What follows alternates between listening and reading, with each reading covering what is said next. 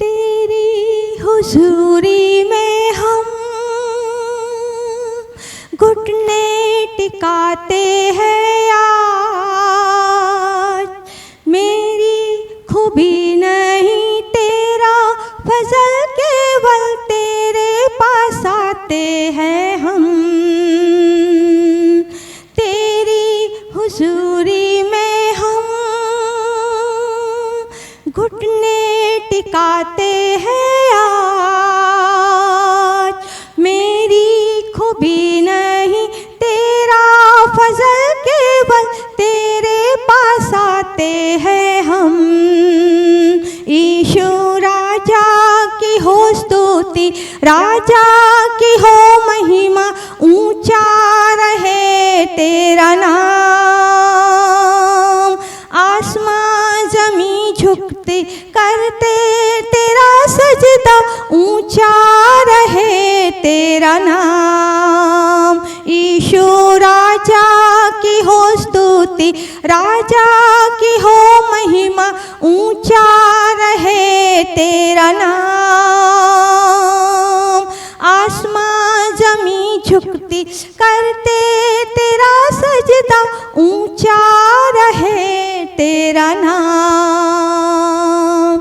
मेरे गुनाहों का बोझ तेरे फजल से हुए दूर। मेरे गुनाहों का बोझ तेरे फजल से हुए दूर। मुझ पापी के सारे पाप क्षमा करके बेटा मुझे बनाया।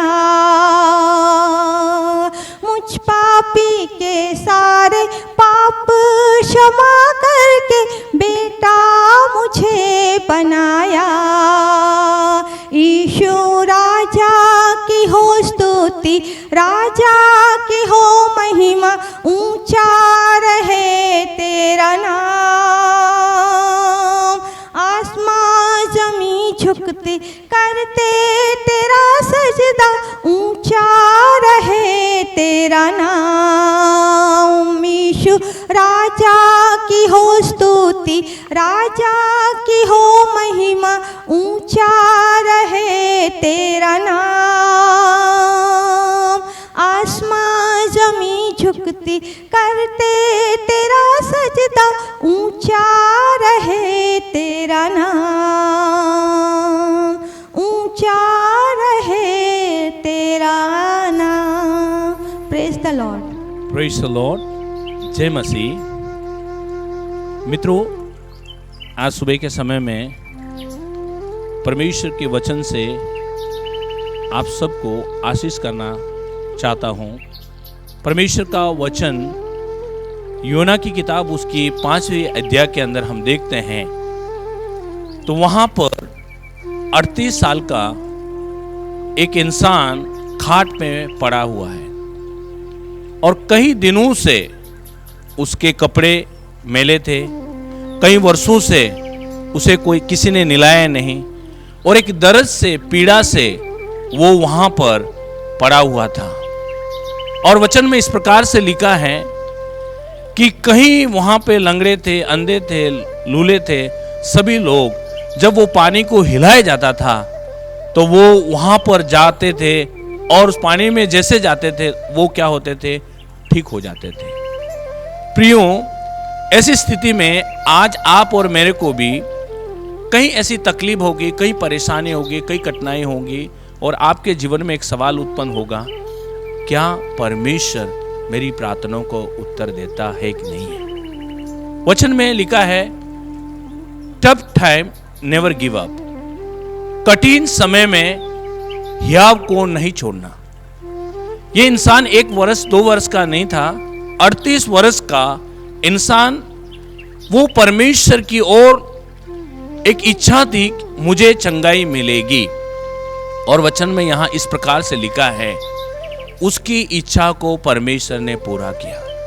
आपके जीवन में क्या कठिनाई है मुझे नहीं मालूम है। जब भी लोगों के साथ कुछ बुरा हो जाता है तो लोग अपने जीवन में कई बार कष्ट से भर जाते हैं और कहते हैं ये जीवन मेरे साथ ऐसा क्यों हुआ। कई लोग आज बीमार हैं, डॉक्टरों के पास जाते हैं, दवाइयों को लेते हैं और ऐसा होने के बाद वो ठीक नहीं होते हैं, उनके जीवन में एक कड़वापन आ जाता है।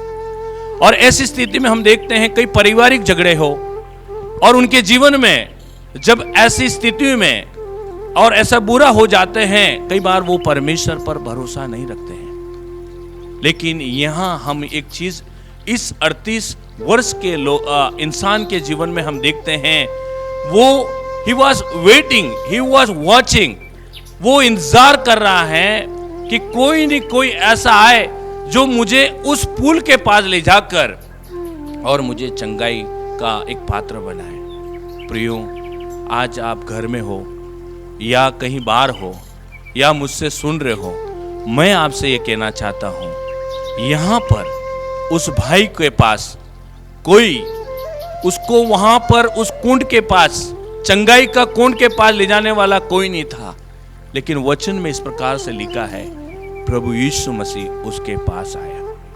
क्या आज आप ये वचन को सुनने के बाद क्या परमेश्वर को आपके जीवन में बुलाना चाहते हो? अगर परमेश्वर को आपके जीवन में बुलाओगे, मैं विश्वास करता हूं जैसा परमेश्वर यहां आकर उसे चंगाई दिया, वैसे आपके जीवन में भी वो चंगाई देगा, वो छुटकारा देगा, वो आजादी देगा। लेकिन आपको परमेश्वर को अपने जीवन में बुलाना बहुत ही आवश्यकता है। यहाँ लिखा है, परमेश्वर कई घंटों वहां प्रार्थना नहीं कर रहा था, उपवास नहीं कर रहा था। यहाँ पे इस प्रकार से नहीं लिखा, उसने एल्डर और डिकन को नहीं बुलाया, उसने आराधना की टीम को नहीं बुलाया, उसने एक अधिकार से उसे कहा उठ और चल।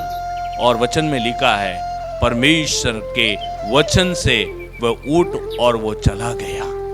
आपसे भी कहना चाहता हूं, आपने कई डॉक्टरों के पास गए होंगे, कहीं न कहीं आपने इलाज किया होगा, कहीं न कहीं आपकी परेशानी को बताया होगा और कहीं न कहीं आपके जीवन में आपने ठोकरे खाए होंगे।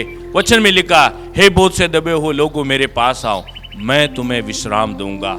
आज मैं आपसे कहना चाहता हूं, प्रभु की ओर से आए। आपका प्रॉब्लम कितना भी बड़ा हो, कितनी भी तकलीफ हो, परमेश्वर का वचन कहता है, मैं तेरे पास आकर मैं तुझे चंगाई दूंगा, मैं तुझे आशीष दूंगा, मैं तुझे बढ़ाऊंगा। अपने दरवाजों को परमेश्वर के खोलिए। आइए मैं प्रार्थना के द्वारा, आज के वचन के द्वारा परमेश्वर आपको आशीष दे। महान परमेश्वर, हम तेरा धन्यवाद करते हैं।